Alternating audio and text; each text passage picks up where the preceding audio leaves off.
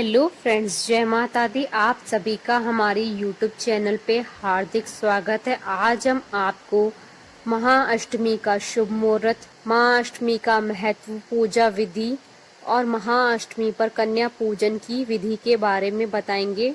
अश्विन मास के शुक्ल पक्ष की अष्टमी तिथि के दिन महाअष्टमी का पर्व मनाया जाता है। इस दिन कन्या पूजन के साथ ही माँ दुर्गा की विदाई की जाती है। माना जाता है कि बिना कन्या पूजन के नवरात्रि की पूजा का पूर्ण फल प्राप्त नहीं होता है।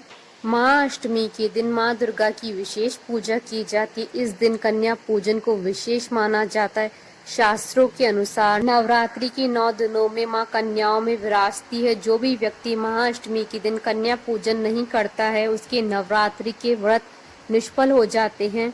जो भी व्यक्ति नवरात्रि का व्रत करके कन्या पूजन करता है, उसे माँ दुर्गा का पूर्ण आशीर्वाद प्राप्त होता है।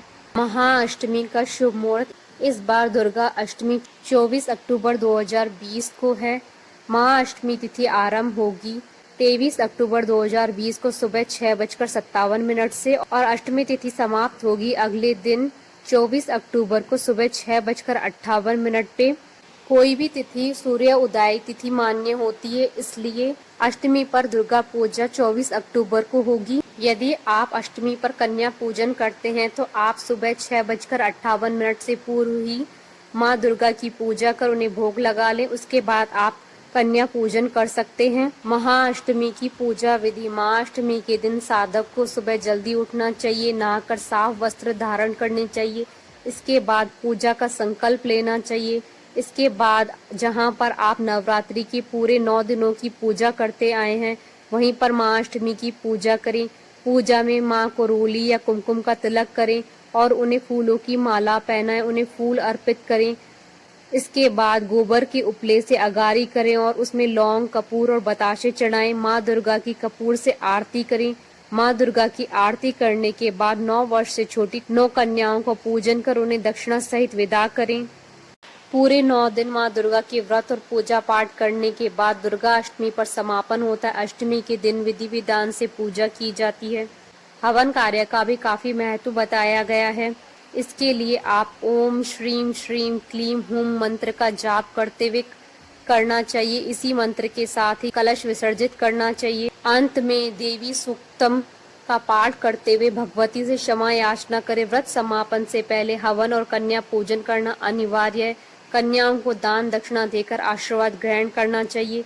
सवेरे दुर्गा सप्तशती का पाठ करें। माँ भगवती से क्षमा याचना करें। देवी की स्तुति कर क्षमा याचना करें। इन 9 दिनों व्रतों में जो भी भूल हुई हो उसको क्षमा करें। कलश का जल पहले अपने ऊपर छिड़के और फिर घर के अन्य सदस्यों पर कलश का जल घर के चारों कोनों में छिड़के। कलश में पड़े सिक्के को तिजोरी में रखें और जल किसी फूल वाले गमले में चढ़ा दें। कलश पर बंधा कलावा बाजू या गले में धारण कर सकते हैं। कलश पर रखा नारियल अपनी पत्नी और बहन की गोद में ही रखें। माँ से लिया गया नारियल पुण्य प्रतापी कहा जाता है, इसलिए विधि विधान का ख्याल रखें। शाम को मंदिर में जाकर माँ भगवती को प्रसाद और श्रृंगार अर्पित करें। हवन के बाद बचे सामान को बहते हुए जल में प्रवाहित करें। नवरात्रि समापन के बाद दुर्गा मूर्ति को जल में प्रवाहित करें। मूर्ति धातु की हो तो मंदिर में ही रहने दें। कन्या पूजन की विधि। कन्या पूजन के लिए कन्याओं को जिमाएं। 9 कन्याओं के साथ लांगूर यानी लड़के को भी जिमाएं। पूजन में बच्चों के साथ माँ भगवती की पूजा और पाठ करें। हवन में कन्याओं को कथा सुनाना आवश्यक है। कन्याओं में से किसी एक को माँ दुर्गा का स्वरूप मानते हुए उनका विशिष्ट पूजन करें। धर्म ग्रंथों के अनुसार 3 साल से लेकर 9 साल तक की कन्याओं को माता का स्वरूप माना गया है। नवरात्रि में आप 1 से लेकर 9 कन्याओं तक पूजन कर सकते हैं। शास्त्रों में 1 कन्या की पूजा से ऐश्वर्य की प्राप्ति होती है, 2 की पूजा से भोग और मोक्ष, 3 की पूजा से धर्म अर्थ व 4 की पूजा से राज्य पद, 5 की पूजा से विद्या, 6 की पूजा से 6 प्रकार की सिद्धि, 7 कन्याओं की पूजा से राज्य, 8 कन्याओं की पूजा से संपदा, 9 कन्याओं की पूजा से पृथ्वी की प्रभुत्व की प्राप्ति होती है। कन्या पूजन अष्टमी या नवमी किसी भी दिन किया जा सकता है। 2 साल की कन्या कुमारी, 3 साल की कन्या त्रिमूर्ति और 4 साल की कल्याणी, 5 साल की रोहिणी, 6 साल की कालिका, 7 साल की चंडिका और 8 साल की शांभवी और 9 साल की दुर्गा और 10 साल की कन्या सुभद्रा मानी जाती है।